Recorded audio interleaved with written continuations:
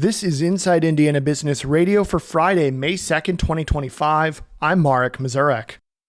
A relatively young nonprofit health foundation is looking to bolster health outcomes in Jefferson County. Bethany Legacy Foundation, founded in 2022 after King's Daughters Health joined Louisville-based Norton Healthcare, has launched a 6-year strategic plan with the goal of creating a sustainable community where individuals of all ages can access the necessary resources and services to thrive. The plan, known as Legacy 2030, will provide grants to support projects that fit into two primary categories: community and people. CEO Dora Annem told Inside Indiana Business that the plan takes a more proactive approach to addressing community issues. We have awarded grants on a more reactive basis to get to know the community, to get to understand the issues. We've conducted a lot of research through conversations to understand what success looks like for individuals. And through all of that information, we have formed our 6-year plan because we feel like, given that we're 3 years old, we now at a point where we should create a multi-year runway towards a healthier county. Annem said the foundation wants to break the cycle of dependency among its residents and create solutions that lead to greater self-reliance. The community and people focus areas, she said, help accomplish that goal. Shipping giant FedEx is coming to a new $60 million distribution facility in Gary. The Memphis-based logistics company will operate out of a 317,000 square foot building next door to the Gary-Chicago International Airport starting sometime in the spring of 2027. Gary Mayor Eddie Melton announced the project this week in his State of the City address, saying FedEx will lease the site and bring in about 600 new jobs. 20% of those new jobs will be filled by Gary residents. So why shouldn't Gary be the logistics hub, not of Indiana, but of North America? Because we have the infrastructure. The city owned the approximately 78-acre site until earlier this month, when the Redevelopment Commission agreed to sell the land to SBTP Gary Development for $4.7 million. At the time of the purchase, SPTP said it planned to invest around $40 million towards building a warehouse facility on the land. That investment number has increased with the FedEx announcement. From the number one source for Indiana business news, this is Inside Indiana Business Radio. To succeed, you need to stay informed. You need to be engaged. And let's face it, you need to set yourself apart from the rest by connecting with a company that brings you the best.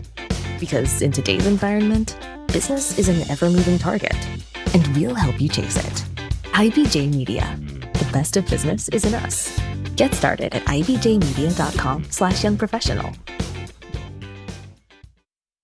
In legislation newly signed into law, the state will bolster its efforts to build tailored career development pathways by creating a short-term credential framework to offer hands-on workforce opportunities. Senate Enrolled Act 448 requires the state to build a framework to provide opportunities and encourage students to participate in work-based learning before they graduate from high school.